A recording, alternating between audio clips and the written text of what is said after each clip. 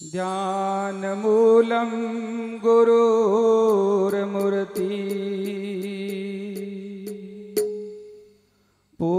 पूजामूलं गुरुर्पदम्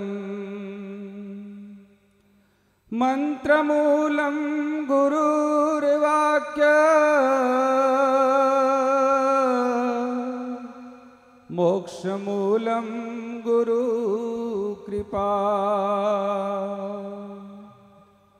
भक्त भगति भगवंत गुरु चतुर्नाम वपुए इनके पद वंदन किए तो नासई विघ्नने मुकं करोति वाचालां पंगुं लंघयते गिरिं यत्कृपातमहं वन्दे परमानंद माधवम् आपदां पहर्तारां दातारां सर्वसंपदां लोकाभिरामं श्रीरामं भूयो भूयो नमाम्यहम् त्वं माता च सर्वदेवानां त्वं च यज्ञस्य कारणं त्वमतीर्थं सर्वतीर्थानां नमस्तस्तेस्तु सदा नगे तप्त कांचन गौरांगी राधे वृंदावनेश्वरी वृषभानुसुते देवी प्रणमामि हरिप्रिये प्रणमामि हरिप्रिये गोविंद हरे गोपाल रे जय जय प्रभु दीन दयालु हरे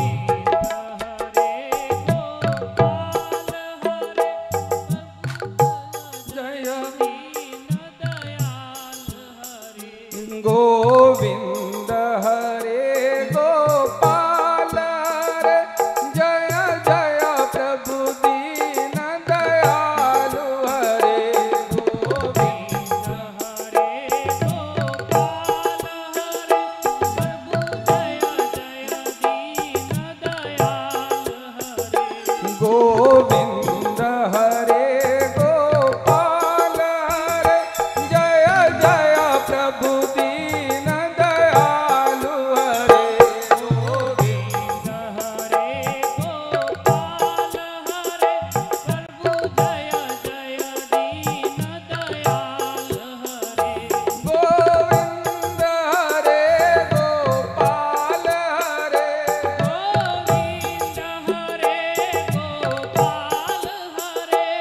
गोविंद हरे गोपाल हरे गोविंद हरे गोपाल हरे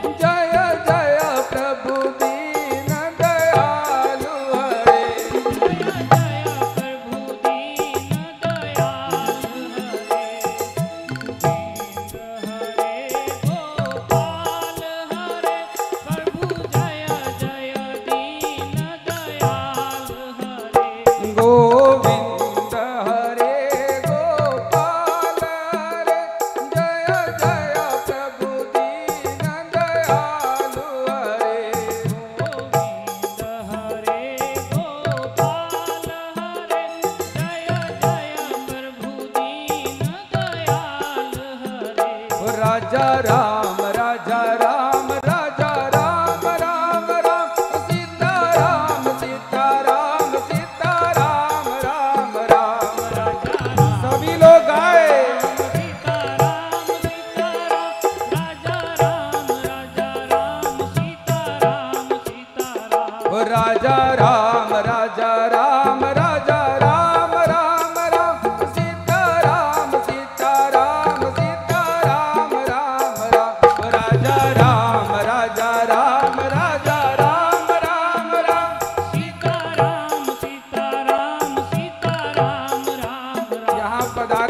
सभी भक्तों से विनती है, ये गैया मैया की पीड़ा ऐसे हृदय तक नहीं पहुंचेगी। थोड़ी देर के लिए हरि नाम से अपने हृदय को पवित्र करें।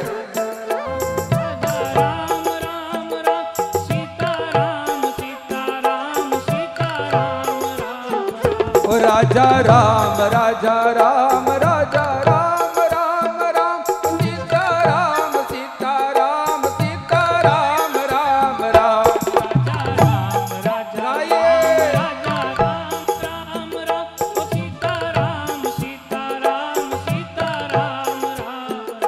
राधे श्याम राधे श्याम राधे श्याम श्याम श्याम ओ राधे श्याम राधे श्याम राधे श्याम श्याम श्याम राधे श्याम राधे श्याम राधे श्याम श्याम श्याम ओ राधे श्याम राधे श्याम राधे श्याम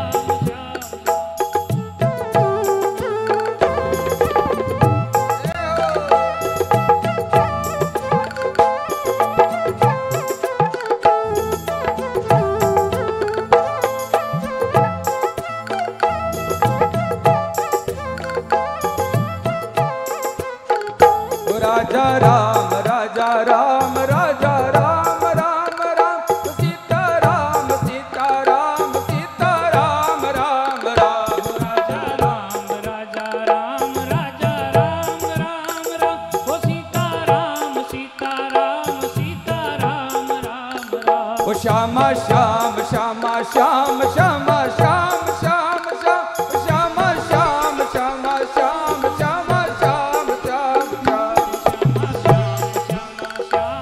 श्यामा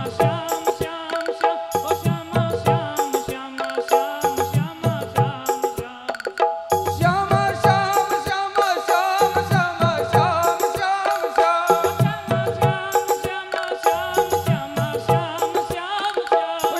श्याम श्यामा श्याम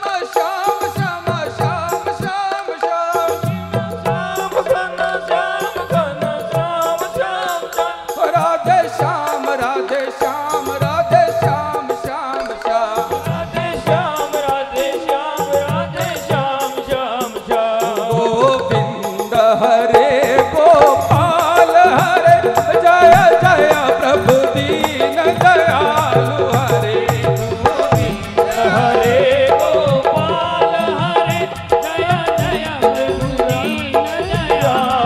सभी लोग भगवान वरा श्याम को पुकारेंगे। बिना वरा श्याम की पुकार के हमारी गौ सेवा आज सार्थक नहीं होगी, क्योंकि केवल गैया की पीड़ा तो केवल और केवल हमारा ग्वाल बाल कन्हैया ही समझ सकता है। गोविंद हरे गोपाल हरे जय जय प्रभु दीन दयालु हरे गोविंद हरे गोपाल हरे जय जय प्रभु दीन दयालु हरे गोविंद हरे गोपाल हरे जय जय प्रभु दीन दयाल हरे गोविंद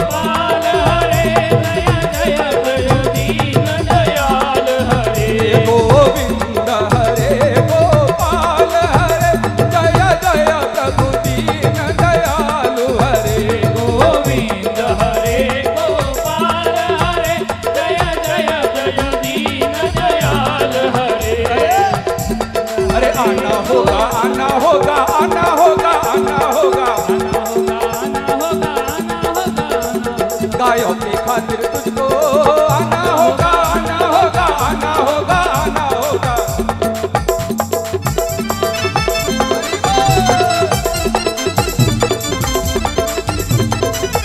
गोविंद हरे गोपाल हरे जय जय प्रभु दीन दयालु हरे।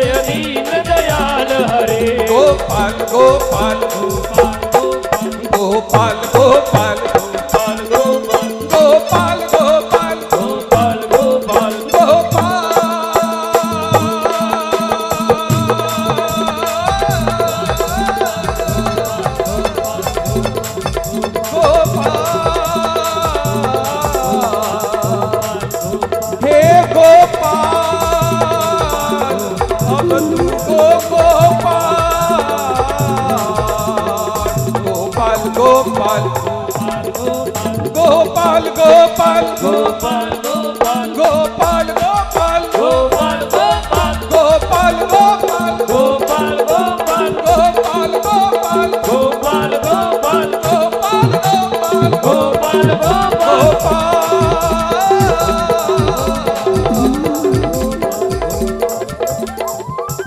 हे माँ हे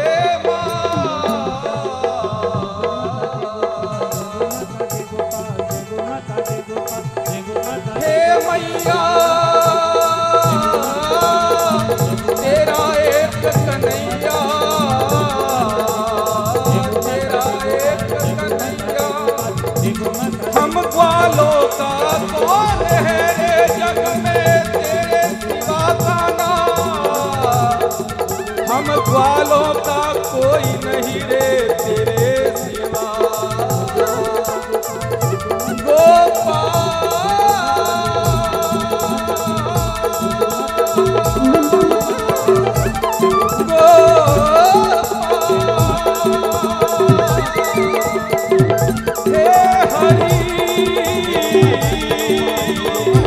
जग सुना सुना तेरे बिना रे हरि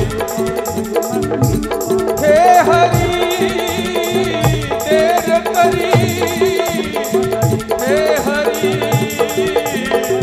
देर करी हे हरि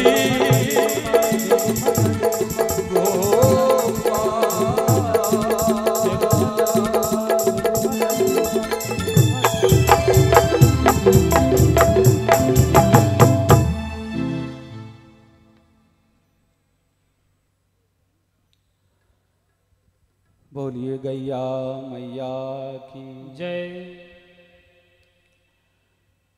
श्री राधे श्याम भगवान वरा श्याम भगवान माँ चैमकरी क्षेत्रपाल खेतला जी साविरधर हनुमान जी महाराज श्री राघवेंद्र सरकार के श्री चरणों में साष्टांग दंडवत प्रणाम करते हुए पूज्या जगत जननी गौ माता का पावन स्मरण करते हुए मानसिक परिक्रमा निवेदन करते हुए इस भीनमाल की नगरी के समस्त गौ भक्तों को माताओं को पिताओं को इसी मंच पर विराजे हुए सभी संत चरणों को आज यहाँ पधारे हुए परम गोभक्त ओमजी भाई साहब को और सभी यहाँ के उन गोभक्त कार्यकर्ताओं को जिनके कारण आज ये कार्यक्रम सुलभ और सहज हुआ है, उसके लिए दास हृदय के अंतरतम से प्रसन्न और प्रपन्न भाव से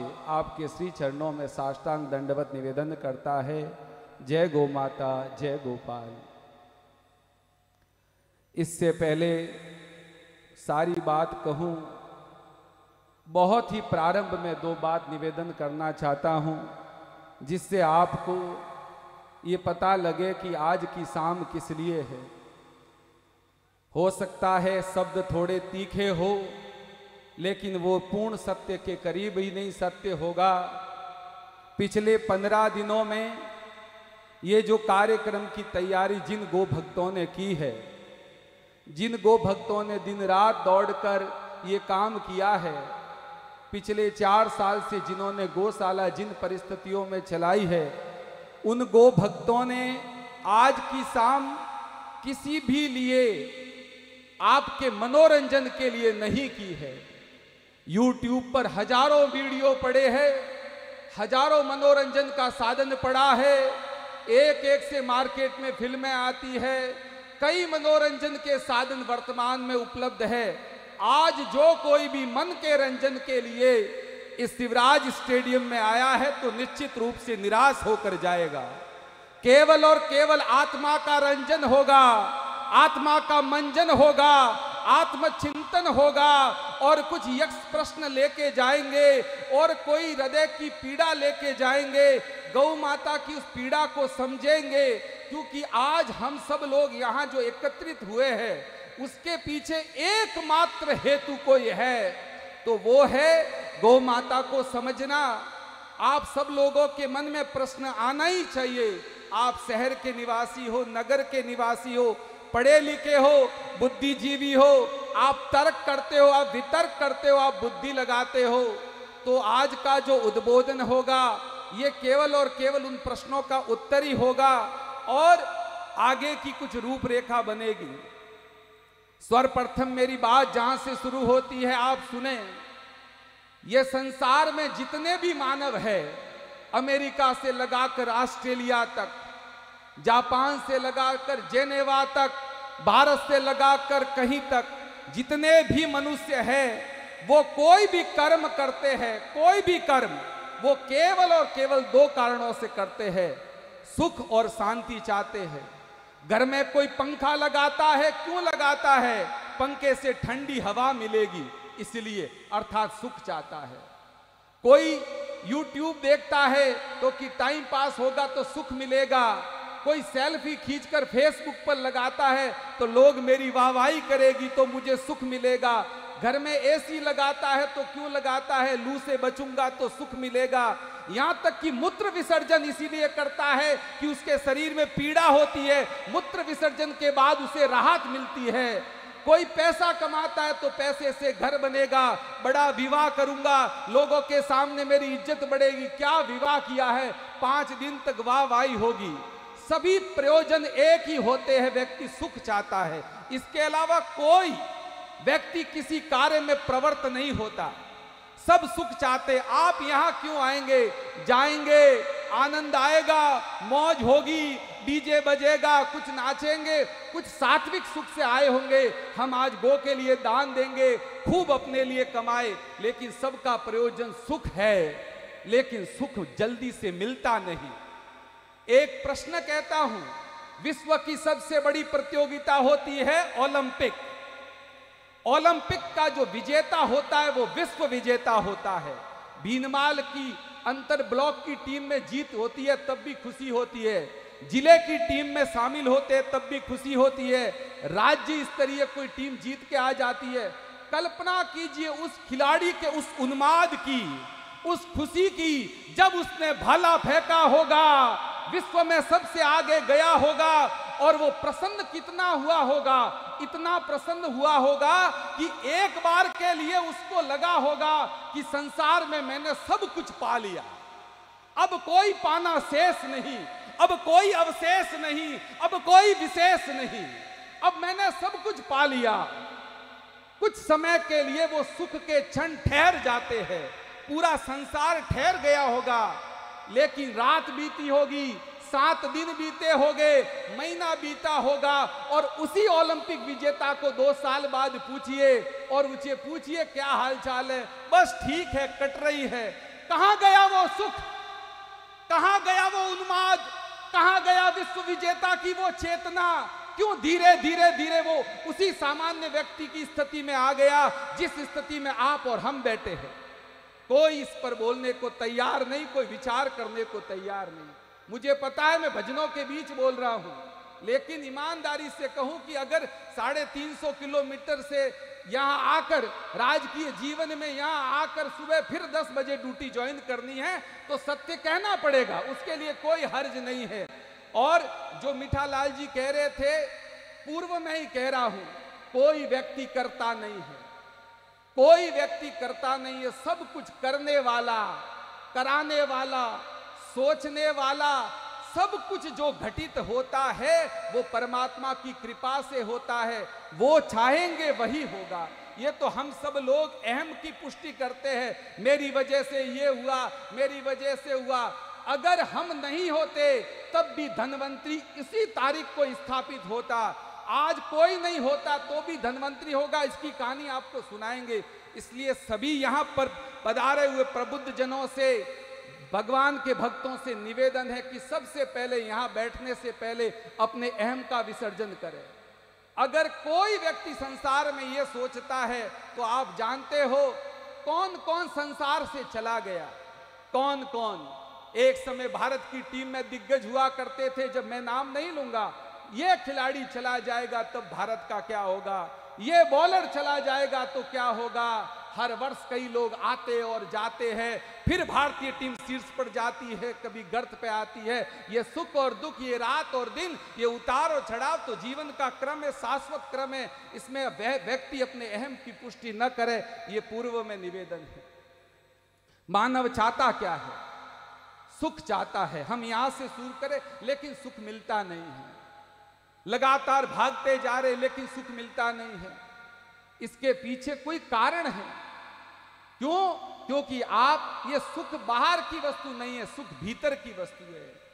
इसको बाहर हम सब लोग ढूंढते हैं लेकिन ये हमको मिलता नहीं है। केवल और केवल मैं आपको कहूं कि पशुवत केवल खाना सोना जीवन का लक्ष्य नहीं हो सकता। हम सुबह उठकर हमने वही दिनचर्या की, भोजन बनाया, तैयार हुए, फिर आकर सो गए, 2 बच्चे हो गए, उनके विवाह करवा दिया, घर बना दिया, सरकारी जीवन में आए। सोचो, वो सरकारी अधिकारी, उसको भगवान ने अतिरिक्त बुद्धि क्यों दी? सामान्य बुद्धि से घर चल सकता था। उसको समाज में विशिष्ट पद भगवान ने क्यों दिया? भगवान ने उसको अतिरिक्त योग्यता, अतिरिक्त बल और अतिरिक्त पद इसीलिए दिया कि वो अतिरिक्त लोगों की सेवा करे, न कि खुद की सेवा करे। केवल अतिरिक्त लोगों की सेवा के लिए उसको अतिरिक्त दिया गया है। ये हमको समझना होगा। आप और हम ये समझते कि मेरे अंदर ये सामर्थ्य नहीं। और एक प्रश्न पूछता हूं, आप कभी कभी कहते हो कि ये तो सब मैंने अपने पुरुषार्थ से पाया है। प्रश्न, सचिन तेंदुलकर के घर पे जिस बच्चे ने जन्म लिया, वो जन्मते ही 1600 करोड़ का मालिक होता है, और एक फुटपाथ पर बच्चे ने जन्म लिया जिसके दूध पीने के लिए पैसे नहीं है। बताइए मुझे, उन दोनों बच्चों ने क्या कर्म किया है? किसी के पास जवाब? क्या पुरुषार्थ है उनका? एक कहां 1600 करोड़ की प्रॉपर्टी लेके पैदा हो रहा, एक फुटपाथ पर हो रहा। बताइए, किसी के पास उत्तर हो? या माताएं बैठी है, पिता के 3 बेटी हुई। कौन सा पिता चाहता है कि मेरी एक बेटी गरीब घर में जाए, एक मध्यम में जाए, एक फॉर्च्यूनर में आए? वही पिता देखता है एक बेटी फॉर्च्यूनर से उतरती है, दूसरी बेटी पियर में बैठे हुए 12 महीने हुए, और तीसरी सरकारी बस में घर पे आती है। क्या भेद मां ने किया? क्या भेद पिता ने किया? किसने भेद किया? बताइए। कौन सा पिता अपने दोनों पुत्रों को समकक्ष नहीं बनाना चाहता? एक पुत्र बहुत कमाता, एक गलियों में घूमता है। सब प्रारब्ध का खेल है भाई। अपने अहम को इतना पुष्ट मत करो कि मैं वो कुछ कर सकता हूं। जो मेरा कन्हैया चाहेगा वही होगा। ये हमको समझना होगा। जब वही होगा, उसके अलावा कुछ नहीं होगा। और जब ये पांव थक जाएंगे, सुना होगा कि सदान संग सहेलिया, सदान राजा देश। अरे सदान जग में जीवना, सदान काला केस, सदान काला केस। घूमने का शौक होगा किसी को, हिस्टोरिकल प्लेस, कभी कुंभलगढ़ आना, मेरी पोस्टिंग वही है। कुंभलगढ़ के उस किले को देखना। कभी महाराणा प्रताप और कुंभा की वहां पर गरज होती थी, थमक होती थी, आज वो सूने पड़े हैं। जा घर नौबत बाजती, होत चती सो राग, वो घर सूने पड़े और बैठन लागे काग। वक्त वक्त की बातें हैं, कहां एम लेके चलते हो? मन में प्रश्न आ रहा होगा। तो आज हम यहां पर जिस बात के लिए बैठे हैं, और मनुष्य देह, कई लोग सोचते ये मनुष्य देह हमको किस लिए मिली? थोड़ा कड़वा है। निद्रा पशु भी करता है, आहार पशु भी करता है, संतानोत्पत्ति पशु भी करता है। अगर ये 3 ही चीज हमारे जीवन में है तो हमारा जीवन पशुवत है। केवल इंसान कर सकता है तो परहित में चिंतन कर सकता है। तुलसीदास जी ने मानस जी में एक चौपाई लिखी है कि परहित सरीस धर्म नहीं बाई, कि परहित सरीस धर्म नहीं बाई, पर पीड़ा नहीं सम अदमाई। तुलसीदास जी ने क्या कहा कि पर हित के समान कोई धर्म है ही नहीं। जितने भी धर्म है, जितने भी धर्म का मतलब धर्म को किसी संप्रदाय मत पर बांटना बंधुओं। धर्म क्या है? धर्म की बहुत छोटी सी परिभाषा ओम जी भाई साहब को कहूंगा कि आज जब आमेर से आ रहे थे, हमारे साथ एक गो भक्त था और वो गो भक्त गाड़ी ड्राइव कर रहा था।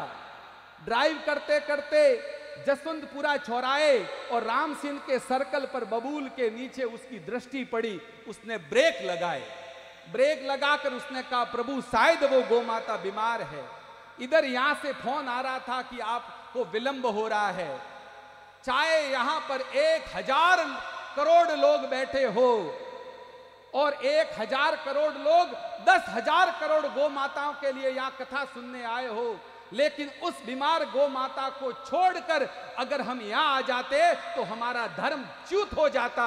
गाड़ी रुकी, रुककर एम्बुलेंस से बाबूलाल जी परमार को फोन किया, सामने वाले व्यक्ति को बुलाया, भाई साहब आपके नंबर दीजिए, रणछोड़ जी नंबर है। वो नंबर दिए, वो गाड़ी गई, वो वहां से आई। उस गौ माता की पीड़ा को जीना, और गौ माता को जीना केवल यहां से नहीं, कहानी बहुत आगे हम बात करेंगे, इस पर बात आएगी। तो केवल और केवल ये बात नहीं, पर हित सरीस धर्म नहीं भाई, और पर पीड़ा सम। अगर तुम्हारी वजह से किसी भी व्यक्ति की आंखों में एक आंसू अगर आए हैं तो यकीन मानना उस आहा की बाढ़ में तुम्हारी 7 पीढ़ियों की सल्तनत समाप्त हो जाएगी। किसी को रुलाना मत यारो बंधुओं, किसी को दुख मत देना। अरे किसी के चेहरे पर मुस्कान ला सको तो लाना, लेकिन किसी को रुलाना मत। यह है धर्म का मूल। धर्म क्या है? किसी का दुख देखकर नेत्र सजल हो जाए, आप धार्मिक हो गए। किसी भूखे को देखकर आपका हाथ आपके उस घर के रोटी के डिब्बे पर चले जाए, आप धार्मिक हो गए। आपकी गली में अगर गौ माता आपके घर के बाहर आ जाए और आपने रोककर जो कुछ घर में था गौ माता को दे दिया, आप धार्मिक हो गए। आपके कार्यालय में यहाँ बहुत सारे ग्राम विकास अधिकारियों के दर्शन हो रहे हैं। अगर तुम्हारे ऑफिस में कोई आ जाए और कह दे कि भाई साहब मेरे गेहूं बंद हो गए हैं, और आप 2 टूक का जवाब दे देते हो कि यहाँ गेहूं नहीं होते, रुक भाई तू तेरा आधार कार्ड दे, मैं देखता हूं कौन से नंबर पर है, और वहां से एसडीएम साहब के ऑफिस में जो बाबू डील करता है उससे बात कर लो, एक बेचारा गरीब आया है उसका आप एक काम कर लेता, और तो वो आप धार्मिक हो गए। धार्मिक ऐसे हुआ जाता है। धार्मिक होने के लिए ज्यादा ग्रंथों की आवश्यकता नहीं, जिसका हृदय पिघला हुआ नहीं है। एक प्रश्न पूछता हूं, आप में से कितने धार्मिक है, उसका उत्तर आपको खुद मिल जाएगा। सावला राम जी, प्रश्न है कि पिछली बार आप दूसरों के लिए कब रोए थे? अगर आप पिछले 6 महीनों में तुम्हारे आंखों में से आंसू नहीं आए तो 6 महीनों से आप नास्तिक हो, 6 महीनों से आप अधार्मिक हो, 6 महीनों से आप भगवान से दूर हो। अरे कभी कभी तो रात को अगर आसमान में चले जाओ और सितारों से भरी हुई रात देखो तो भी आंखों में से जल आ जाता। क्या मेरी ठाकुर की लीला है, ये तारे ना जाने किस जमाने से आ रहे और किस जमाने से जा रहे हैं। अरे मिट्टी में से खिलता हुआ फूल देख लो, सोचो अरे इस मिट्टी की क्या काया, कभी गुलाब निकलता है कभी कमल निकलता है, और आप भगवान के समक्ष जाकर रो जाओ, वो भी तुम्हारी धार्मिकता है। धार्मिकता के लिए किसी कोई प्रतीक की आवश्यकता नहीं है। आप सोच रहे होंगे कि आपने ये तिलक क्यों लगाया है इतना बड़ा धार्मिक होने के लिए। ये वृंदावन के रज है, जहां पर मेरे कान्हा के चरण कमल पड़े थे, मेरी राधे मैया के चरण कमल पड़े थे, हजारों हजारों संतों के चरण कमल पड़े थे, और जो मस्तक पर ब्रज की रज लगाता है वो सदा वृंदावन में रहता है, भले वो कहीं भी बैठा हो। इसलिए ब्रज रज धारण करते, इसको आप कोई आडंबर प्रतीक मत समझना। हाँ, और इसी स्वरूप में ऑफिस जाते हैं, स्वाभिमान से जाते हैं, शिखा के साथ जाते हैं। क्यों? सत्य के लिए किस प्रकार का भय? सत्य निर्भय रहता है, उसको किसी का भय नहीं होता, केवल परमात्मा के अलावा किसी से कोई भय नहीं रहता। इसलिए बंधुओं, आज हम यहाँ आए हैं सत्य का साक्षात करने के लिए, बात कुछ समझने के लिए। समय की मर्यादा है, क्योंकि आज पहली बार चाहे लाखों ताने मारो लेकिन गो के लिए कुछ दे दो, इस बात को लेकर हम आपके बीच में भी आएंगे। क्यों? क्योंकि आज गोपाल कृष्ण गौशाला की धन्वंतरी की एक कहानी भी सुनाएंगे।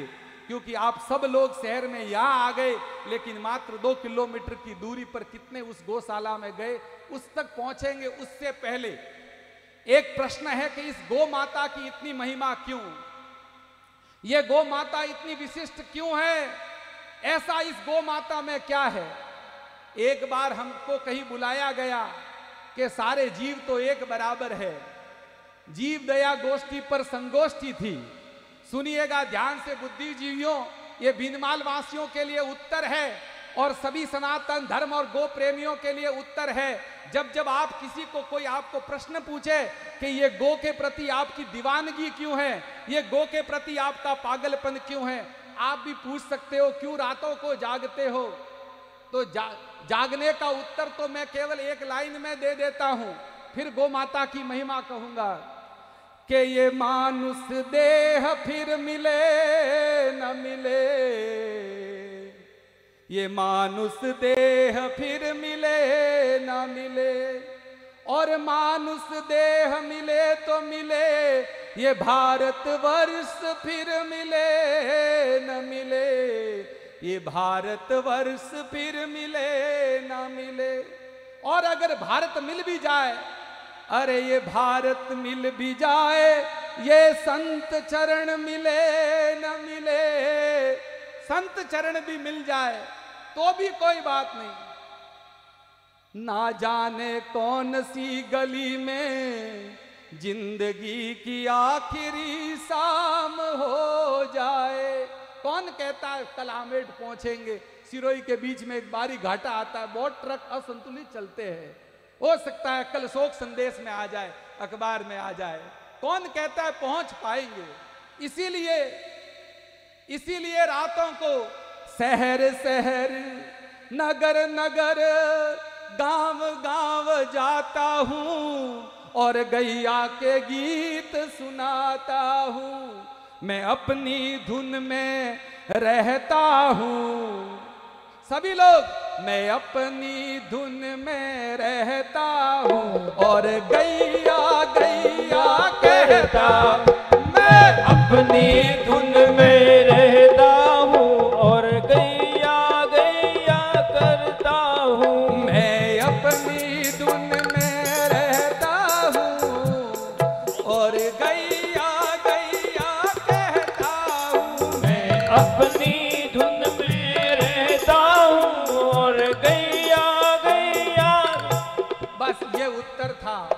अब आपके उस प्रश्न का उत्तर की माता यहां सुने, खूब माता पधारी, आपसे बहुत बड़ा कल्याण होगा। पहली बात, वर्ष 2012 से केवल और केवल गौ माता के गव्य अर्थात भैंस का कोई भी वस्तु हमारे घर में प्रवेश नहीं हो सकती, मार्केट की कोई मिठाई नहीं चल सकती। किसी भी के घर पे जाएंगे तो केवल भारतीय देसी गौ माता के बने हुए जो है उन्हीं लोग का हम गव्य लेते हैं। तो प्रश्न पूछते हैं बहुत सारे प्रशासनिक क्षेत्र में होने कई बुद्धिजीवी मिलते हैं, अरे वीडियो साहब क्या गौ माता करते हो, कोई भैंस नहीं है क्या, आप तो एक के ही पीछे पड़े हो।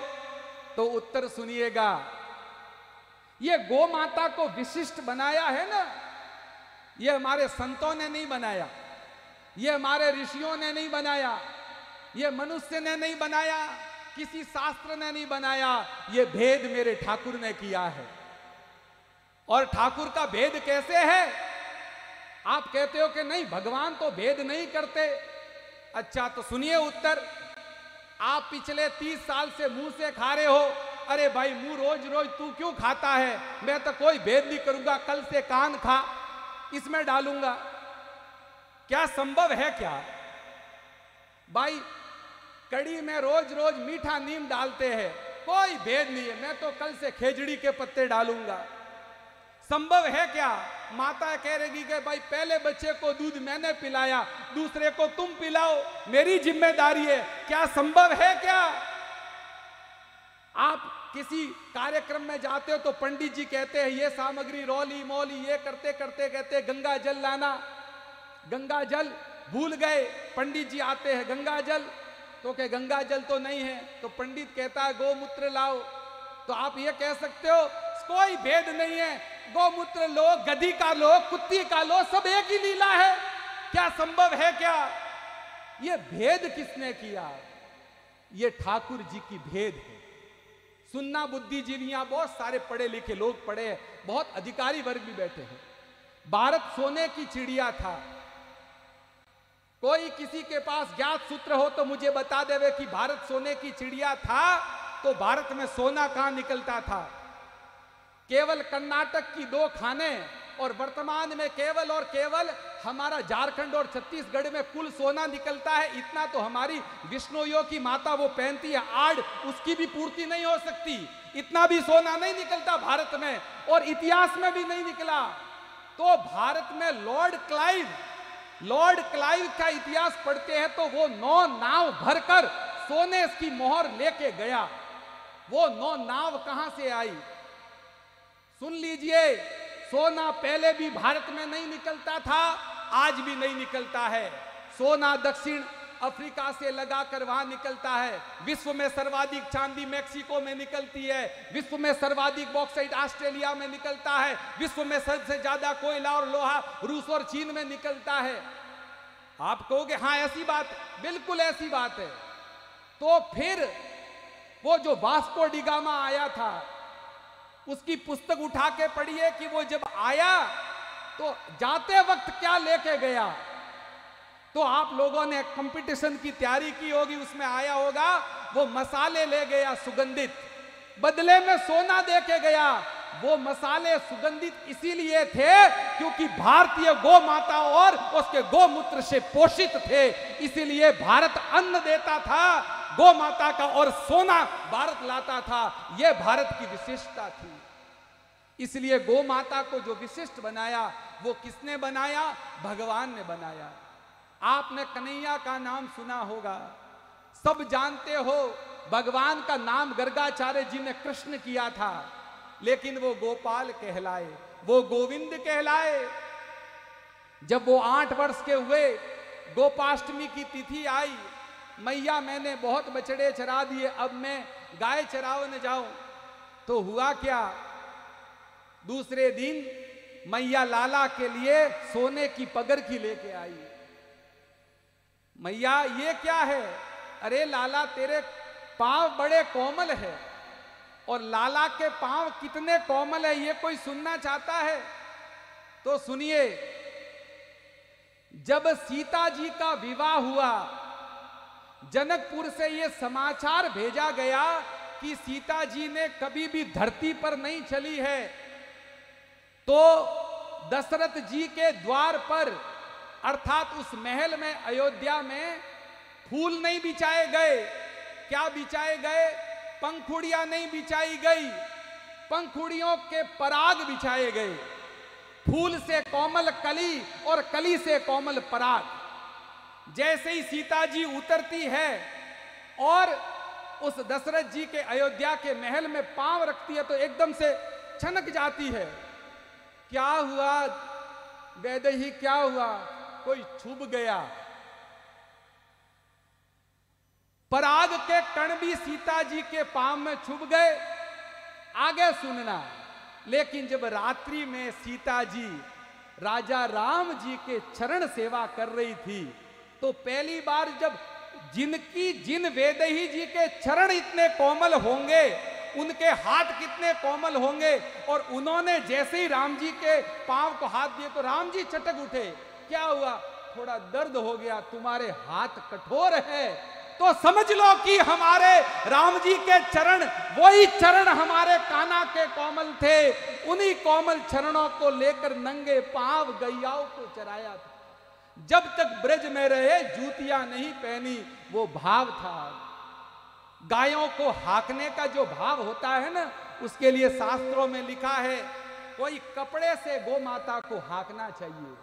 फिर भी गौ माता नहीं चले तो किसी पेड़ की डाली, वो भी नई कौपले, डंडी नहीं, उनके पत्तों से बना लेना, पत्तों से हाँकना चाहिए। वही गौ माता आसपास में कुलाड़ी खा रही है, वही गौ माता तेजाब खा रही है, वही प्लास्टिक खा रही है, वो दर दर भटक रही है। आप और हम लोग इस पांडाल में आए हैं, कितनी गौ माताओं को नजरअंदाज करते हुए आए हैं। हम गौ भक्त बनना चाहते हैं। इसलिए भक्तों, ये जो गौ की महिमा कोई एक रात का विषय नहीं है, इसको तो 7 दिन गाया जाए तो भी कम नहीं। लेकिन आपको इस गैया मैया का महत्व बता रहे हैं। कान्हा ने इनको, आप कहोगे कि हमारे भारत में 3 सनातन धर्म के मूल है सूरज भैया, या तो लोग भोले बाबा को मानते हैं, या राजा राम जी को मानते हैं, या कृष्ण भगवान को मानते हैं। हनुमान जी वाले, जालाराम जी बिल्कुल राजा राम जी वाले में आ गए। आप चिंता मत करो कि हनुमान जी वालों का नाम नहीं लिया, वो पूरा दरबार उधर आ गया, आप चिंता मत करो। राजा राम जी कैसे आए धरती पर? राजा राम जी कैसे आए धरती पर? राजा दिलीप की कहानी पढ़ी होगी। अगर राजा दिलीप नंदनी की सेवा न करते तो राम न होते। आगे सुनो, परशुराम जी ने संकल्प लिया था कि क्षत्रियों से धरती को विहीन कर दूंगा। उधर परशुराम जी आ रहे थे, उधर दशरथ जी कह रहे थे कि जिंदगी के चौथेपन में तो मुझे 4 पुत्रों की प्राप्ति हुई है, लेकिन मैं क्षत्रिय हूं और वो विश्वामित्र जो आ रहे हैं वो तो उनको छोड़ेंगे नहीं, परशुराम जी छोड़ेंगे नहीं। तब महाभारत के अनुशासन पर्व में आता है, उठाकर पढ़िएगा। उस समय उन्होंने कहा कि वो कैसे बचे, तो परशुराम जी ने कहा था, इस फरसे से वो बच पाएंगे जो गोष्ठों में खड़े होंगे। राम जी ने कहा, अयोध्या वासियों, सरयू के पार हमारी सबसे बड़ी गौशाला है, जब तक परशुराम जी इधर से गुजरते आप गायों के साथ खड़े रहो। इसीलिए अयोध्या बच पाई, इसीलिए राम बच पाए। भारत का एक शिव जी का मंदिर उठा के बता दो, हो सकता है पार्वती मिले ना मिले, लेकिन कोई ऐसा मंदिर नहीं मिलेगा जिसमें नंदी सामने न हो। हम लोग शिवरात्रि मनाते हैं, दूध चढ़ाते हैं, अरे जीता जागता नंदी भूखा प्यासा बैठा है, उसको भूलकर हम उस नंदी के पांव दबाते हैं। बताइए। और लोक देवताओं के नाम शुरू करते हैं। तेजा जी की कहानी सुनी होगी, आज मैं नहीं सुनाऊंगा। तेजा जी, पाबू जी, गोगा जी, हड़बू जी, और यहां विष्णोई संप्रदाय बहुत है। 27 साल तक मौन रहकर जाम्बो जी ने गौ माताओं को चराया। उनका नाम एक गुंगा घेला भी आता है। और 27 साल जब गाय चराई तब उनके अंदर वेद प्रकट हुए। तब कहा बण विष्णु। ये विष्णुई लोग यहाँ बैठे, ध्यान देना, आप भी हो तो केवल गायों के पीछे हो, भूलना मत आप जो ढाणियों पर भैंस लेके आए हो। इसलिए मुहिम चलाओ और पुनः जाम्बो जी को स्थापित कीजिए। कौन से लोक देवता? करणी माता, चारणों की कुल देवी। 100 गौ माताओं को चराते चराते जब 1000 गौ माता हुई तो करणी माता में देवीय शक्ति प्रकट हुई। लोक देवत्व संसार में है तो केवल और केवल गायों के पीछे है। ब्राह्मणों में ब्राह्मणत्व, सुनिएगा, ब्राह्मणों में ब्राह्मणत्व नहीं रहा। क्यों? संतों में संतत्व, ऋषियों में ऋषित्व, भाइयों में भ्रातत्व और मानव में मानवता कहां चली गई? क्यों? क्योंकि हमारे अंदर पंचगव्यों की पुष्टि बंद हो गई। ये मां जो बैठी है, ये मांपणा है ना, मांपणा, ये संसार में कहां से आया? मांपणा समझते हो? कहते हो कि तेरे को सूखे में सुलाया और गीले में मैं, ये दया कहां से आई? कोई संसार में ऐसी फैक्ट्री है कि भाई कोटा एलन कोचिंग में इसको 3 लाख फीस करके भेज दो, ये पत्थर दिले 2 साल बाद आ जाएगा तो दयावान हो जाएगा?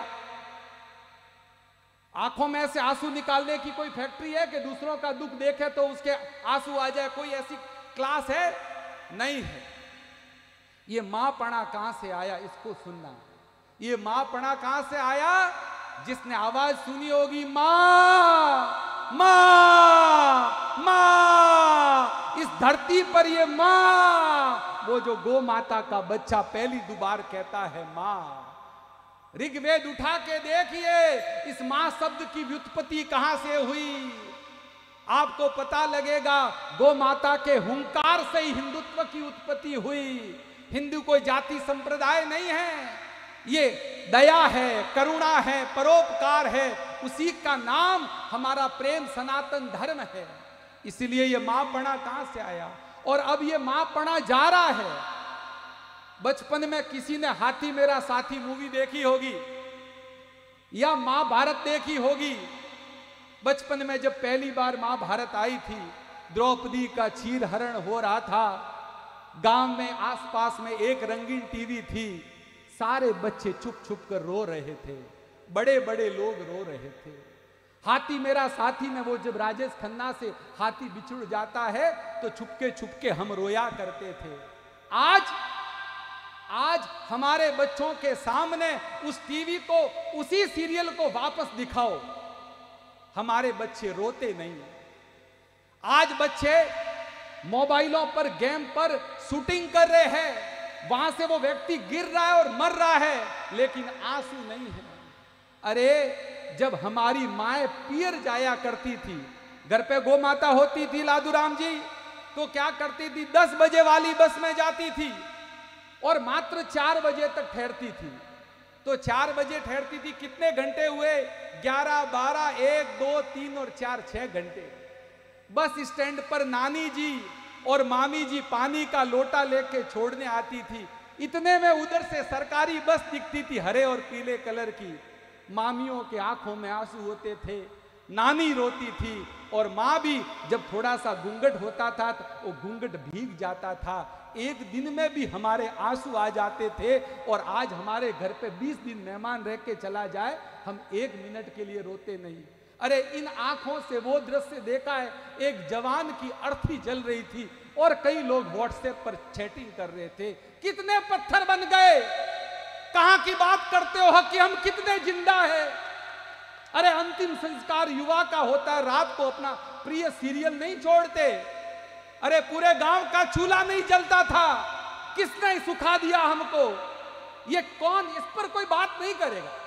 इस पर आप खूब प्रवचन सुनिए, ये यथार्थ सत्य निकालने के लिए। क्यों कोई सत्य क्यों निकालता नहीं है? सत्य निकालेंगे तो हमारे परिकर छूट जाएंगे, हमारे यहाँ लोग आने कम बंद हो जाएंगे। सत्य कोई, सुंदरकांड, हर गांव में सुंदरकांड समिति है। बीनवाल में यहां भी सुंदरकांड के प्रेमी होंगे। सर्वप्रथम सुंदरकांड समिति वालों को दंडवत प्रणाम करता हूं। लेकिन अखबार में आता है 315वां सुंदरकांड, वाह जय हो। 315 बार वो कहता है, पिछले 12 साल से सुंदरकांड में जा रहा हूं, 12 साल से सुंदरकांड का पाठ कर रहा है। उधर सीता जी राम जी के वियोग में उन दुष्टों के बीच में रो रही है, उधर हनुमान जी उस पेड़ के ऊपर रात नहीं बीत रही है और आप हंसी मजाक करते करते उसकी चौपाई को पढ़ रहे हो और बीच बीच में आपका दोस्त कोई बात करता है तो पीछे ताली मिला रहे हो। तुम्हारा कहां सुंदरकांड उतरा है, तुमको कहां सुंदरकांड की एक चौपाई तुम्हारे जीवन में आई है। अरे सुंदरकांड पढ़ते तो उस सुंदरकांड में जब सीता जी का आता और उनको कहता कि क्या मेरे हनुमान जी कहना अपने राम से, क्या अपनी सीता को भूल गए, क्या सीता तुमको याद नहीं आती, क्या तुम वो बाण भूल गए जो इंद्र के पुत्र को मारा था। एक उसने मेरे छोंच मारी थी और उसने तुमको तिनके से 3 लोकों में दौड़ा दिया था। वो रावण तुम्हारी सीता को यहाँ दुख दे रहा है, तुम भूल गए और आप सुंदरकांड का पाठ करते करते सहज आ जाते हो। कैसे सुंदरकांड उतरा हृदय में बंधुओं। और अब उस प्रश्न पर आके अपनी बात को आगे बढ़ाऊंगा, क्योंकि आज अभी तक गोपाल कृष्ण गौशाला की बात कोई यहाँ पर, बड़े दुख की बात है कि बीनमाल का 2% वर्ग भी उस गोपाल कृष्ण गौशाला की एक वेदना भरी कहानी नहीं जानता। जब मैं आज वो कहानी सुनाऊंगा, अगर कोई भी सहृदय होगा तो उसके नेत्र भर आएंगे और आप कहोगे कि धिक्कार है हमको, धिक्कार है हमको कि हम इस माघ नगरी में, वराह नगरी में, क्षेमकरी माता की नगरी में रहकर उस गौशाला को भूल गए। वहां के संचालक आंखों में आंसू करके आमेट फोन करते कि साहब उधार मांगते मांगते थक गए, गालियां सुननी पड़ती है, कोई उधार नहीं देता। साहब आइए और कार्यक्रम कीजिए, कुछ कीजिए, नहीं तो गौशाला बंद हो जाएगी। ये पूरा शहर कैसे सो गया, इस पर बात होगी। इस पर बात होए बिना हम कैसे भजन गा लेवे, कैसे नाच लेवे। कोई नाचने के लिए आए हैं, कोई गाने के लिए आए, सत्य उजागर होगा। इस बात को वहां से 400 किलोमीटर गो भक्त रोते हैं फोनों पर, इतनी गौ माता वहां पर पीड़ित है और आप चैन की नींद सो रहे हो। हम वहां कैसे सो सकते हैं? नहीं सो सकते। और ये कहानी सुननी होगी। ऐसे दर्द नहीं आता भक्तों, ऐसे आंसू नहीं आते, ऐसे बोला भी नहीं जाता, ऐसे वेग भी नहीं आता, ऐसे बल भी प्राप्त नहीं होता। बड़ी पीड़ा होती है जब एक एक गौ माता के प्राण जाते देखते हैं। भूखी बिलखती गौ माता, उसकी बात आज करेंगे, तब जाके हमारा ये कार्यक्रम पूर्ण होगा, तब जाके कार्यक्रम अपनी समाप्ति पर होगा। और आज मैं आपसे भिक्षा मांगूंगा, मेरा आज आपसे, मैं आपको झोली लेकर भिक्षा मांगूंगा आपसे। आप आज पैसे लेके नहीं आए हो तो पास वाले से 100 रुपए लीजिए, 10 रुपए लीजिए, लेकिन मेरी प्रार्थना है आज इस सभा से एक भी व्यक्ति बिना गोग्रास के नहीं जाना चाहिए। अगर सहमत हो तो सभी हाथ उठाकर सहमत करे। बोलिए गैया मैया की, बोलिए वरा श्याम भगवान की। आज हम इस पर बात करेंगे। इसी बात, ये हमारी गौ माता क्यों। सुनिए बंधुओं, अगर आप अपनी पीढ़ी को बचाना चाहते हो, आप अपनी पीढ़ी को जगाना चाहते हो और अपने बच्चों को चाहते हो कि वो हमारे पास रहे, वो फूल कोमल रहे, वो पत्थर न रहे। मैं व्यासपीठ की मर्यादा नहीं तोड़ूंगा, लेकिन मैं अभी कुछ घटनाएं पिछले 7-10 दिन में मैंने सुनी। कुछ बच्चियां भौतिकता के युग में किसी के साथ भाग गई। वो थाने का दृश्य मेरे सामने आया। वहां जाकर भाई, वहां जाकर माँ, वहां जाकर बाप, वहां जाकर उसके पूरे परिवारजन झोली फैला रहे हैं। हे बिटिया, हमारी 7 पीढ़ियों की कमाई तू आज किस समाज में जा रही है? और वो उनको देख भी नहीं रही और पत्थर दिल वहां पर बैठी हुई वो माँ बाप फूट फूट के रो रहे हैं। माँ कह रही है कि मैं मर जाऊंगी। पिता रो रो कर, जो पिता जिंदगी में गांव में जिसका बल चलता था, जिसने कई लोगों को न्याय दिलाया, वो पिता झोली फैलाकर अपनी बेटी से अपनी इज्जत की भीख मारा है और वो कठोर बनी हुई है। ये कठोरता कहां से आ गई? आप चाहते हो माताओं, आपसे मैं कहता हूं कि आप पीढ़ी को सुधारना चाहते हो तो पहला काम अपने बच्चों को कल से कृपया हाथ जोड़ के कहता हूं, भैंस का दूध मत पिलाओ। भैंस का दूध पिलाओगे तो जैसे भैंस मरा हुआ बच्चा हो, प्रयोग कर सकते हो, ये प्रयोग की छूट है व्यासपीठ से। भैंस का मरा हुआ बच्चा और शाम के वक्त भैंस भूखी हो जाए, उसी मरे हुए बच्चे पर आप रजगा डाल दो, भैंस जीव जाएगी, भैंस खा लेगी। अरे बच्चा मरे तो मरे, अपन को पेट से मतलब। ऐसे ही कलयुग में उसका दूध पीकर माँ बाप समाज सब जाए कहीं भी, मुझे मेरा। इसलिए उस भैंस में तामसिक तत्व होता है। आप गैया मैया का दूध पिलाइए। और एक गैया मैया, यहाँ तो मारवाड़ में बहुत खुशी है, एक मेवाड़ और पूरे राजस्थान और पंजाब और हरियाणा तो पूरे समाप्त हो गए। वहाँ एक गौ माता जैसा जीव होता है, आप उसको जर्सी गाय कहते हो, लेकिन मैं जर्सी गाय नहीं कहता। मैं 2 प्रकार के भंडूरे, एक नाली वाला भंडूरा और एक घरों वाला भंडूरा, जर्सी भंडूरा, वो भी दूध पीते हैं। अरे वो तो जहर है, वो तो सूअर का क्रॉस ब्रीडिंग है, उसका कोई दूध पीने लायक? कोई ज्यादा दूध के चक्कर में उसको मत लाना। इस गैया मैया के दूध में प्राण है, सात्विकता है। समय की बहुत मर्यादा है। अब मैं अगर इस कहानी को, वैसे एक ऐतिहासिक घटना, ये मेरे पास जो पेज आया है, मैं उस टीम की कृतज्ञता व्यक्त करता हूं। प्रेम क्या चीज होती है। जब दास बीनमाल में कार्यरत था तो 16 लोग ऐसे थे जो हर बुधवार को पंचायत समिति के बाहर ठीक 7 से 8 बजे गाड़ियों का काफिला लगा देते थे और चलिए पुनासा में जाकर गो कथा और अलग अलग बैठते थे और वो सारे पंचायत समिति के ग्राम विकास अधिकारी और वो सारी टीम जिन्होंने इस 13 तुझको अर्पण का बीजारोपण में दिन रात सहयोग दिया, उनको व्यासपीठ से दंडवत प्रणाम निवेदन करता हूं।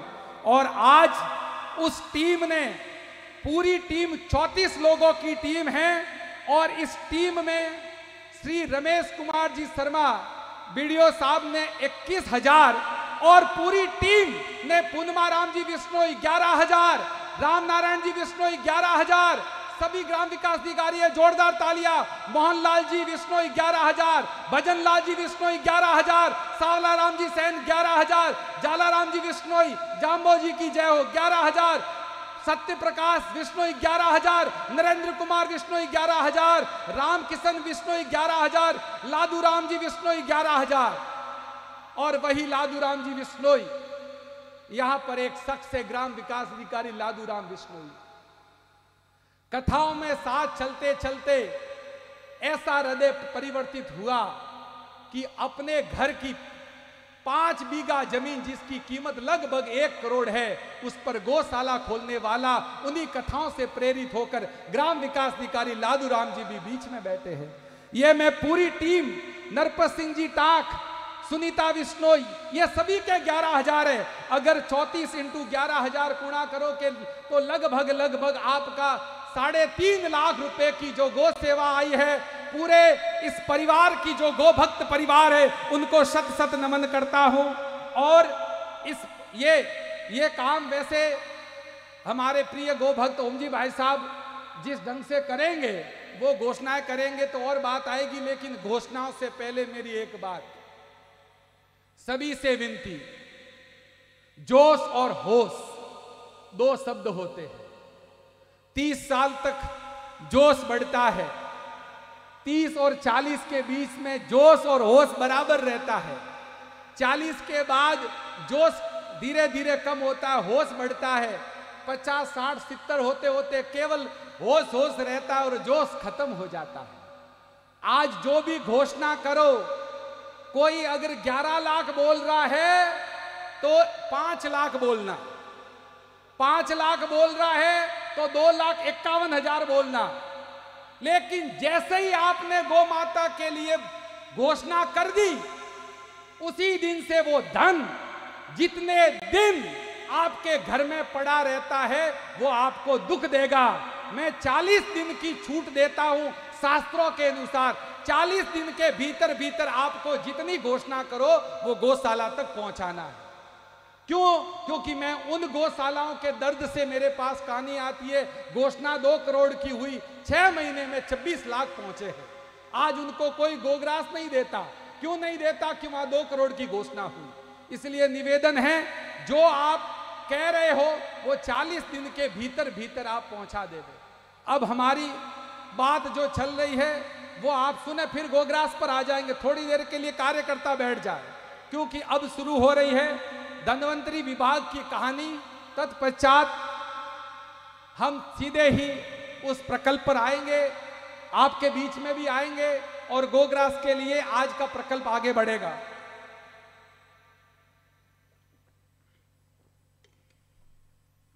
अब हम सब लोग बात कर रहे हैं, आज ये जो गोपाल कृष्ण गौशाला, इसमें एक घोषणा आई है जिनकी इच्छा है कि घोषणा करें हम। सोहन चौधरी श्री चामुंडा पुस्तक भंडार जो गोग्रास लेके ही आ गए, 51,111 रुपए जो कि गोग्रास पहुंच गया है। आप संभाले मीठालाल जी, ये गोग्रास हमारे बीच में पहुंच गया है। अब हम आपसे कुछ विनती करके फिर आगे बढ़ेंगे। अब गोपाल कृष्ण गौशाला की धन्वंतरी विभाग की एक और हमारे रमेश जी भाई साहब जो सूरत में लगातार गौ माताओं के लिए भजन गाते हैं, उन्होंने 51,000 रुपए गौ सेवा भजन मंडल सूरत से प्रदान किए हैं। ये आपके पास रखे, फिर मीठालाल जी आप घोषणा करना, ये घोषणा वाली जिम्मेदारी आपकी है। अब हम सब लोग एक बार गौ माता का जयकारा करके आगे बढ़ेंगे। बोलिए गैया मैया की, गैया कह रही है कि श्याम हमें भी ले जाओ, कि तेरी गैया रो रो पुकारे, श्याम हमें भी ले जाओ। हे राधे गोविंद दूध पिलाया जीवन भर जिस लाल को, पैसों के खातिर आज कुल्हाड़ी मारे, चले गए सब ग्वाल बाल,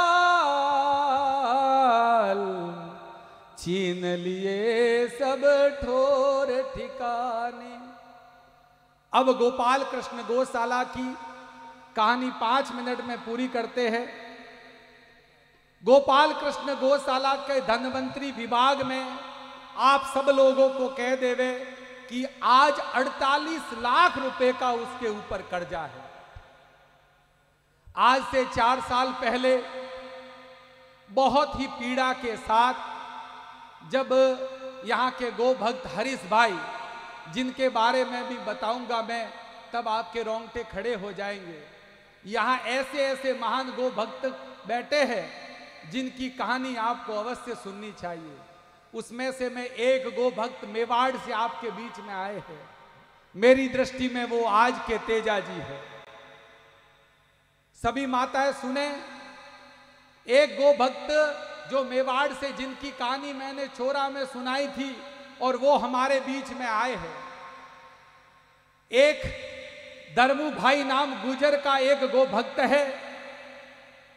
एक बार पिताजी उनके पास बैठे हुए थे, एसटीओ साहब जब बैठे थे उनके पिताजी, तो उनके पिताजी ने कहा, धर्मूरे किसान थे, अब मेरी वृद्धावस्था है, मैं अपने वानप्रस्थ में गो सेवा करना चाहता हूं। इसी बीच उनके पिताजी 15 दिन में गोलोक चले गए। 15 दिन, 1 महीने बाद उनका जो पुत्र है वो ऐसा ही कोई सत्संग सुनकर आ रहा था। सुनिएगा, बड़ी मार्मिक कहानी है। और वो एक बार सत्संग सुन के जा रहे थे, सर्दियों का मौसम था, मावट की स्थिति थी, आकाश में बादल गड़गड़ा रहे थे। उन्होंने एक छोटा सा बछड़ा देखा। वो दूसरों के किराए की गाड़ी चलाते थे, कैंपर, उस पर एकदम से ब्रेक लगाए। उन्होंने सोचा ये बारिश बरसेगी, इस बछड़े की क्या स्थिति होगी। उस बछड़े को उठाया और वो कैंपर में अपने घर ले गए। पूरी रात पूरे परिवार ने उसकी मालिश की, उसको आग के पास ले जाकर उसको गर्मी दी। धर्मू भाई दूसरे दिन ट्रैक्टर चलाते थे, वो उस दिन किसी की गाड़ी इत्तेफाक से ले आए थे। अब वो ट्रैक्टर में क्या वहां फैल्सफार निकलता, उसको भरना और खाली करना। तो वो जब दूसरे दिन अपने पेट के लिए निकले तो उनको चारों तरफ रात में दृष्टि और सृष्टि बदल गई। उनको फिर कोई घायल बीमार गौ माता दिखी, अपना धंधा भूल गए, उस बछड़े को लेके आए, उस बछड़े को लेके आए और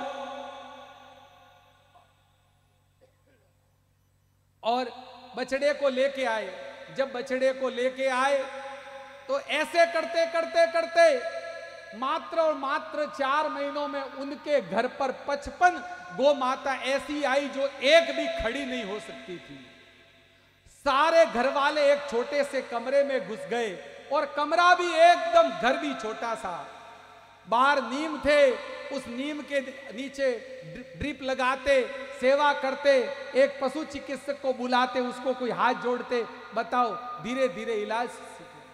ऐसे करते करते उन 55 गौ माताओं की, अब 55 गौ माताओं का खर्चा महीने का 1 लाख होता है। एक ट्रैक्टर चलाने वाला व्यक्ति तो क्या करता, ये सुनना रोंगटे खड़े हो जाएंगे पूरे इस भीनमाल नगरी के, तो के दिन को तो कैसे कमाऊं, क्योंकि पूरे दिन गौ सेवा करनी पड़ती है। तो उनकी माँ और पुत्र ने दोनों ने विचार किया कि मैं रात को 2 बजे से सुबह 6 बजे तक ट्रैक्टर चलाऊंगा। उनकी माँ रात को 12 बजे चूल्हा जलाती, 2 बजे तक टिफिन बनाती और रात को 2 बजे धर्मू भाई अपने काम के लिए जाते। रात भर स्टीयरिंग पर जब तक ट्रैक्टर बढ़ता 20-25 मिनट पर सोते और वापस वहां पर लेके आते। ऐसे करते करते उस एक गो भक्त ने वहां पर 55 गो माताओं की अपने घर पर सेवा की और वो गो भक्त एक दिन निराश हो गया क्योंकि घर भर गया। एक दिन कहीं उदास बैठे थे तो वहां एक व्यक्ति गुजर रहा था। क्यों रे धर्मू आज उदास कैसे है? तो कि अब घर में जगह नहीं बची। तो एक व्यक्ति ने कहा मेरे पास 2 बीघा जमीन है और वो जमीन उनको दी और वो गौशाला वहां प्रारंभ हुई। भगवान की कृपा है, जब यहां से ट्रांसफर हुआ मुझे मेरे ग्राम विकास अधिकारियों की टीम छोड़ने आई थी। एक छोटे से छप्पर के नीचे वो 55 गौ माता थी। 3.5 साल में भगवान की कृपा से उस गौशाला के लिए 55 कथाएं हुई। आज प्रत्येक गौ माता पर पंखा है, 19 बीघा जमीन है, 1000 गौ माता है और उन गौ माताओं को कष्ट न पहुंचे इसलिए प्रति माह वहां से एक ट्रॉलर चलता है 350 किलोमीटर दूर से और नंदगांव में आता है। नंदगांव यहाँ का, वहां की धोरों की, क्योंकि वहां पथरीली मिट्टी है, यहां से ट्रॉलर भर के मिट्टी वहां जाती है और गौ माताओं को छुए नहीं। केवल घायल बीमार एक्सीडेंटल गौ माताओं के लिए वो धर्मू भाई हर महीने यहां से मिट्टी लेके जाते हैं। वो गौ भक्त आपके सामने इसी मंच पर बैठा हुआ धर्मू भाई है। मैं कहता हूं कि भीनमाल वासियों को आप खड़े होकर एक बार प्रणाम करें। वो यहां पर ही शख्स है, ऐसे ऐसे गौ भक्तों से धरती आबाद है। अब मेरे पास समाचार है, समय बहुत कम है, यद्यपि मैंने 11 बजे बोलना शुरू किया था और 12:15 हुए हैं। अभी मैंने ज्यादा समय नहीं लिया, लेकिन ये नहीं कहता तो बात आगे नहीं बढ़ती। अब उसी गोपाल कृष्ण गौशाला में आज 2500 गोवंश है, 3 एम्बुलेंस है और बीनमाल की नगरी सुनिएगा। आप कहते होंगे कि वो गौशाला कैसे चलती है। पिछले 6 महीनों का हिसाब मैंने वहां की गौशाला के प्रबंधक से अपने व्हाट्सएप पर मंगवाया।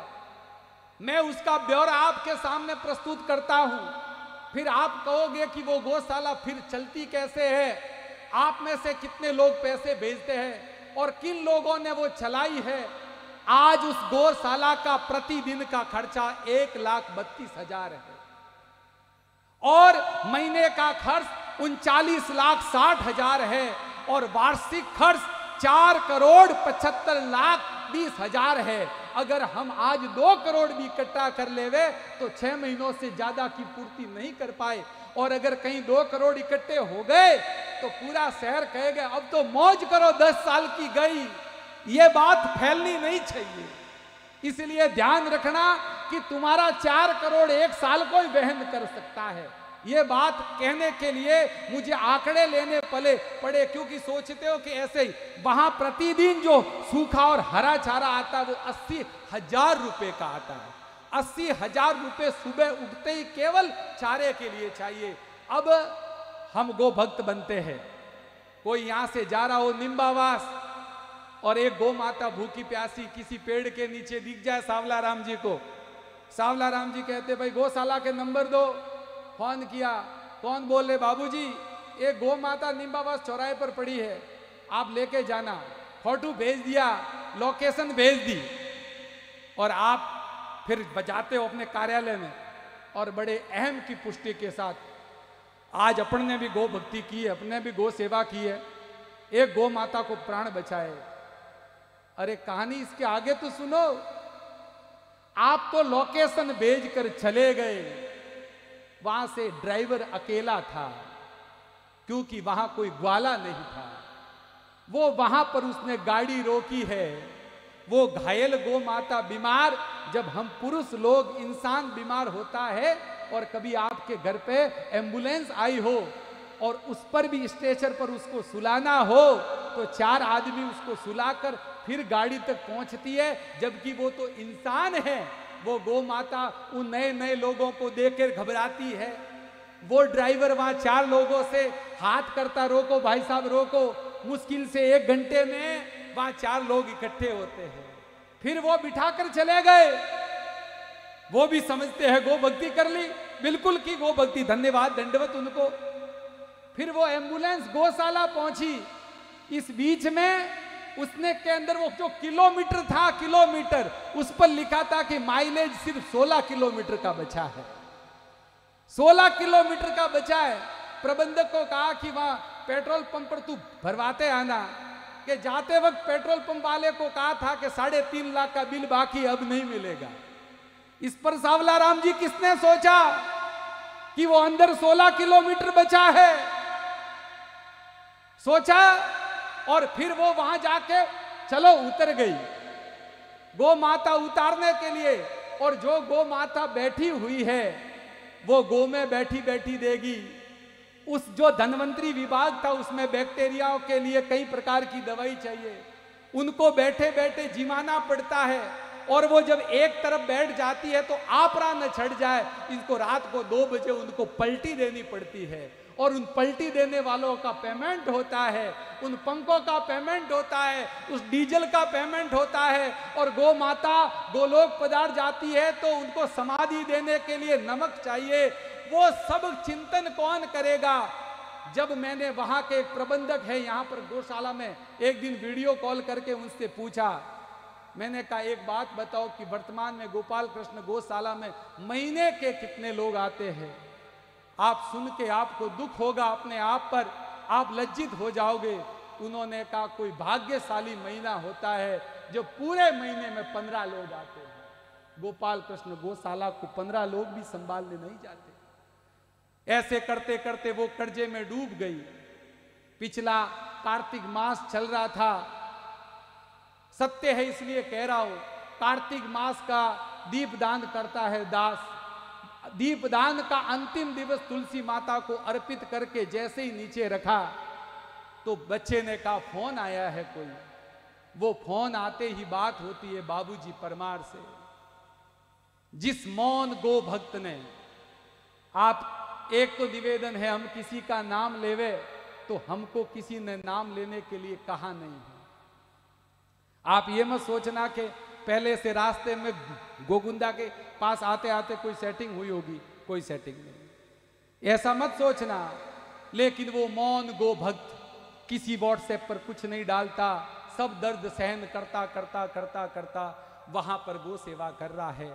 उनका फोन आता है और उनका गला रुंध जाता है और एक ही बात कहता है, साहब आप कहो तो मैं जयपुर जाके आपकी डिजायर करवा दूं वापस। मैं क्यों नहीं, अभी मेवाड़ में रहने की इच्छा है कि मैं करवा दूंगा पक्का। आप एक बार अनुमति दो, मेरी गारंटी है मैं करवा दूंगा कैसे भी करके। आप पधार जाओ, अब गोपाल कृष्ण गौशाला हमसे नहीं चलती। मैं कि नहीं भगवान आप चिंता न करो, कुछ न कुछ होगा। एक ऐसा गो भक्त इस गौशाला में एक व्हाट्सएप ग्रुप चलाता है, छरहरा बदन है, पतला सा है। ये पूरे कार्यक्रम आज से 15 दिन पहले जब वो मीटिंग लेने जाता है तो मीटिंग में 3 लोग आते हैं।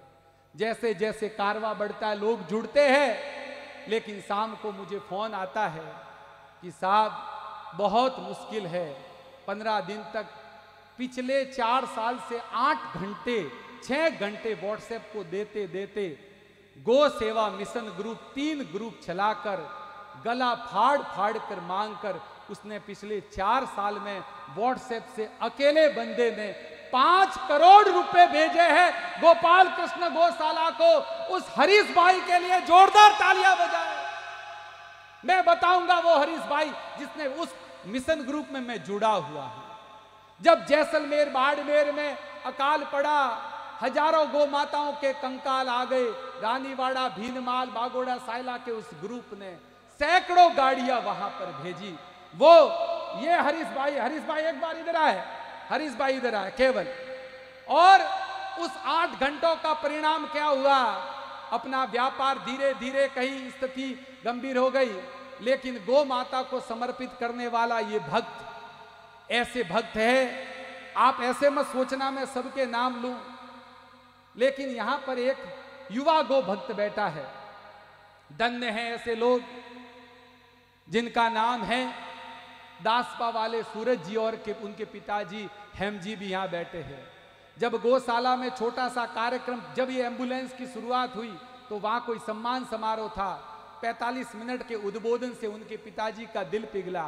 अपने युवा रत्न पुत्र को बॉम्बे फोन किया, एक एम्बुलेंस की घोषणा तो की। उन सूरज जी भाई साहब ने पिछले 4 साल में 10 लाख एम्बुलेंस के लिए, 2.5 लाख प्रथम साइड के लिए, 5.5 लाख दूसरे साइड के लिए, श्रावण में 5.5 लाख और हर वर्ष 2 लाख देते देते उस गोपाल कृष्ण गौशाला को एक ही व्यक्ति ने 40 लाख रुपए पहुंचाए। वो पिताजी वहां पर बैठे हैं, मैं नतमस्तक। और आज से उसी गौशाला में दास ने कहा था, हिंदुओं का धर्म ग्रंथ ये गीता जी हमारे घरों में नहीं है। हमारी इच्छा थी कि 1 लाख लोगों के घरों में पहुंचे। तो 1 लाख गीता जी, अगर एक गीता जी की कीमत 35 रुपए माने तो आप समझ सकते हो 35 × 1 लाख करने हैं। तो मेरी हर कथा में मैंने कहा जितने भक्त आएंगे उनको गीता जी देंगे। सूरज भैया खड़े हुए और कहा, प्रभु जी इस 1 लाख गीता जी का दास संकल्प लेता है। आज भी ये गीता जी, यहां मैं कहूंगा पिताजी भी एक बार खड़े होकर दर्शन देवे पिताजी। और मैं सूरज भैया को कहूंगा, और जब जब मैंने सूरज भैया का नाम लिया तो सूरज भैया ने, एक बार पिताजी यहां पधारे, आप अवश्य पधारे, निवेदन है मेरा। ऐसे महान गो भक्त यहां पर विराजे हुए हैं। इन्होंने, इनके पुत्र ने कहा कि प्रभु जी एक ही विनती है, जब हमारा नाम आए तो हमारा नाम मत लेना, नाम केवल पिताजी का लेना, क्योंकि जो कुछ है हम माता पिता के कारण है। धन्य है ऐसे पिताजी, धन्य ऐसे पुत्र जिन्होंने 40 लाख ही नहीं, और जब जब वहां की सेवा होती, ये आपके ही दास पाके हमारे, जय गो माता जय गोपाल। अब वो समय हो चुका है कि एक बार, क्योंकि जो बड़ी घोषणाएं होगी वो सारी बड़ी घोषणाएं तो अभी शुरुआत होगी, लेकिन आज हम स्वयं, हमारे साथ ओम जी भाई साहब, हमारे साथ इसकी साथ में लगने वाली टीम, हमारे सूरज जी भाई साहब, बाबू जी भाई साहब, हमारे हरीश जी भाई साहब, हमारे सावला राम जी, हमारे मदन जी एडवोकेट साहब, ये सारी की सारी टीम आपके बीच शीघ्र ही गौ माता की झोली लेकर आएंगे। हम कोडलेस लेके आएंगे। सब लोगों से संकल्प होगा और होगा। अब मेरी तो, आप अगर ईमानदारी से कहूं तो अभी तो शुरुआत हुई है, लेकिन आप सब लोगों का धैर्य जवाब, लेकिन पिछले 1.5 घंटे से जिस एकदम पिन ड्रॉप साइलेंट ऐसी आपने जो सुनी, और 5 लोग भी उठ के घर पर नहीं गए, ये आपका भाव है, दास को आपके द्वारा दिया हुआ सम्मान है। मैं आपके श्री चरणों में दंडवत प्रणाम करता हूं। बहुत सारी बात थी, लेकिन अब एक छोटी सी बात, 2 पंक्तियां गा के शैतान जी भाई साहब साथ देंगे, 2 पंक्ति गाकर अपनी वाणी को विराम दूंगा। फिर हम सब लोग मंच ओम जी भाई साहब को और मीठालाल जी को देंगे, उस आगे बढ़ेंगे। मन मस्त फकीरी धारी है, मन मस्त फकीरी धारी है। सभी की तालियां, तालियों के साथ।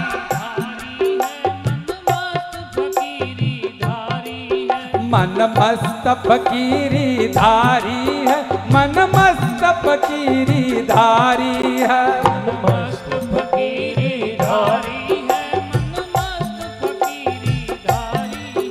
अब एक ही धुन गो की सेवा, अब एक ही धुन गो की सेवा, अब एक ही धुन गो की सेवा, अब एक ही धुन गो की सेवा, गो की सेवा, गो की सेवा, गो की सेवा, गो की सेवा, गो की सेवा, गो की सेवा, गो की सेवा, गो की सेवा, गो की सेवा, गो की सेवा। हम धन्य है गैया मैया की सेवा का अवसर पाया है। हम धन्य है गैया मैया की सेवा का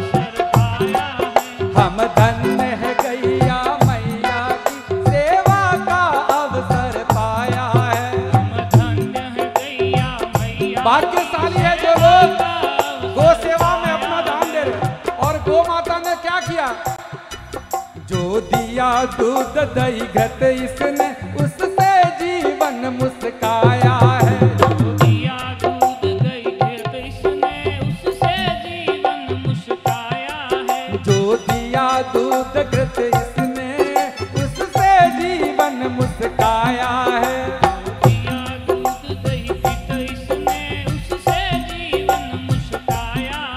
अब जीवन है गो के अर्पण, अब जीवन है गो के अर्पण, अब जीवन है गो के अर्पण, अब जीवन है गो के अर्पण। गैया प्राणों से प्यारी है। मन मस्त मन मस्त मन मस्त मन मस्त मन मस्त फकीरी धारी है। अब कहीं धुन गो की सेवा। मन मस्त गाइए। फकीरी धारी सभी के हाथ ऊपर उठने चाहिए। जय हो। सेवा। मन मस्त फकीरी धारी है। अब कहीं धुन गो की सेवा। मस्त फकीरी धारी है, बस एक ही धुन गो की सेवा। और गैया कौन है?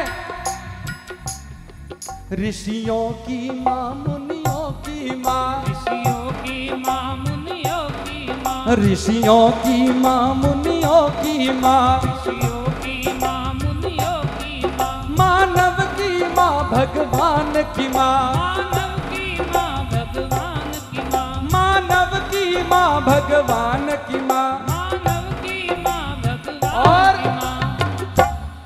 पुरखों ने की गो की सेवा, वो परंपरा फिर लानी है। पुरखों ने की गो की सेवा, वो परंपरा फिर लानी है। पुरखों ने की गो की सेवा, वो परंपरा फिर लानी है। पुरखों ने की गो की सेवा, वो परंपरा फिर और अब सब लोग आज क्या करेंगे? हम सब लोग यहाँ का रिकॉर्ड आप बनाएं, झोली का रिकॉर्ड बनाने के लिए हम आएंगे। गो सेवा का इतिहास रचे, सेवा का इतिहास रचे, गो सेवा का इतिहास रचे। गो सेवा का इतिहास रचे। अब अपनी ही तो बारी है, अब अपनी है मन मस्त मन मस्त मन मस्त फकीरी धारी है। अब कहीं धुन गो की सेवा। मन मस्त फकीरी धारी है, अब एक ही धुन गो की सेवा। मन मस्त फकीरी धारी है, अब कहीं धुन गो की सेवा। मन मस्त फकीरी धारी है, अब एक ही धुन गो की सेवा।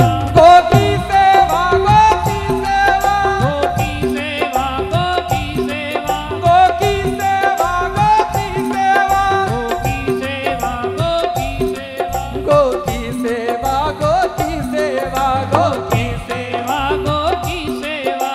और अंतिम बार सब लोग हाथ उठा के मन मस्त फकीरी धारी है, अब कहीं धुन गो की सेवा। मन मस्त फकीरी धारी है, अब कहीं धुन गो की सेवा। मन मस्त फकीरी धारी है, अब कहीं धुन गो की सेवा। मन मस्त फकीरी है, अब एक ही धुन गो की गो की सेवा, गो की सेवा।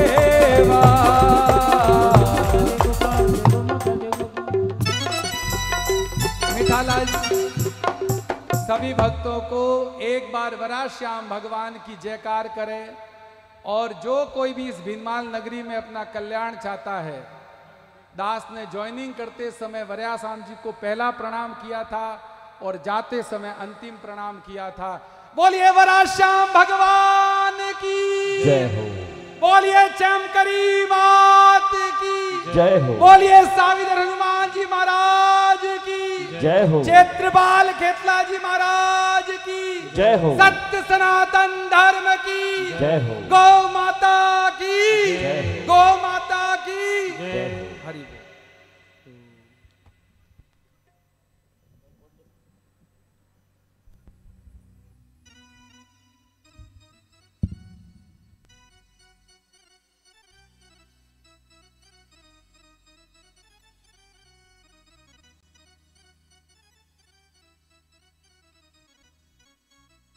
हेलो। जय गौ माता, जय गोपाल। 2 कार्यकर्ता तैयार रहेंगे झोली लेकर के। सभी लोग अभी शीघ्र ही आपके बीच में एक, क्योंकि हम सब लोग यहाँ विराजे हुए हैं, ओम जी भाई साहब वर्तमान में पूरे देश में गौ माताओं के लिए एक हमारे बीच में ऐसे सरस्वती के पुत्र, मैं उनका हार्दिक स्वागत करता हूं। और ओम जी भाई साहब को अब तक ज्ञात नहीं था, लेकिन मैं अब बात बता दूं कि यह कार्यक्रम मूलतः भिनमाल वालों का नहीं। यह कार्यक्रम तेरा तुझको अर्पण की जो प्रथम गौशाला खुली और ये तेरा तुझको अर्पण का जहाँ नींव पड़ी, उसी गौशाला का ये तेरा तुझको अर्पण, जहाँ से ये कार्यक्रम उद्भव हुए, उसी कार्यक्रम यहाँ के भिनमाल की नगरी का ये जो धन्वंतरी विभाग चल रहा है, आपको जो आसपास में जितने गो भक्त कलाकार आमंत्रित करते हैं, ये पिछले 4 साल पहले यहाँ पर एक गो क्रांति का प्रादुर्भाव हुआ था, जिसकी प्रेरणा का स्रोत यहाँ पर पथमेड़ा केंद्र था। लेकिन कालांतर में गांव-गांव में जो कथाएं हुई थी छोटी छोटी, उन्हीं कथाओं का परिणाम है आज देश में भिनमाल की अब तो 2 पंचायत समिति हुई, 36 ग्राम पंचायतों में 55 गौशालाओं का रिकॉर्ड केवल देश में भिनमाल के पास है। ये यहाँ का सबसे बड़ा रिकॉर्ड है। अब थोड़ी, हाँ, जोली के लिए कुछ टाइम रुकिए, जोली थोड़ी देर बाद आएगी, विराज जाइए, जोली के लिए हम आएंगे। अब मैं ओम जी भाई साहब को कहूंगा, आप मन सवाल है, विराज जी जोली के लिए हम आएंगे, आपको लेके नहीं तो ये 10 रुपए में निपटा देंगे, ठीक है, बीच में आएंगे। आज सबसे बड़ी नोट जेब में से आएगी, छोटी नहीं, ये आज ध्यान रखना। और हम बीच में आएंगे, जैसे मान लीजिए कि भाई आपके एक ही बहन हो 6 भाइयों के ऊपर, सुनना, एक बहन हो और भगवान करे खूब पुत्र पुत्री हो, लेकिन 18 साल बाद बेटा हो जाए और फिर पियर वाले उसके हाथ में जो नोट देवे, अपने भांजे के जो 6 भाइयों की एक बहन और एक बहन के 18 साल बाद जो बेटा आया, उसके हाथ में ढूंढ में जो नोट देवे, वही आज गोपाल कृष्ण गौशाला की जोली में देनी है, उससे नीचे। और जब जोली आज लास्ट में, जब हम सब बीच में आएंगे और अंत में झोली का कैलकुलेशन यहाँ पर किया जाएगा, तब वो रिकॉर्ड बनेगा। इसके लिए हम सब बीच में आएंगे और यह इतिहास हम गवाएंगे नहीं, क्योंकि निश्चित रूप से जमाना दिखाने का है। और हम माला लेके आपके बीच में जोली में भी डालने का, जैसे ही नाम पढ़ा जाता है तो भगवान के घर पे पुण्य 50% कर दिया जाता है, 50। और जोली का जो पैसा है वहां आके जोली में, वो सब ठाकुर जी के घर पे। इसलिए सब गोभक्त अंतिम छोर तक आएंगे, सुबह 4 बजे बज जाएंगे, तब भी हम अंतिम छोर तक आएंगे। और मुझे पता है 2 बजे के बाद धैर्य लोगों का जवाब देता है, इसलिए हम शीघ्र ही आपके बीच में आएंगे। और जिन गो भक्तों का सम्मान करना है बड़ी दृष्टि से, वो यहाँ पर ओम जी भाई साहब अपनी ओजस्वी वाणी में सम्मान करेंगे। अब ओम जी भाई साहब को मंच देते हैं। जय गौ माता, जय गो।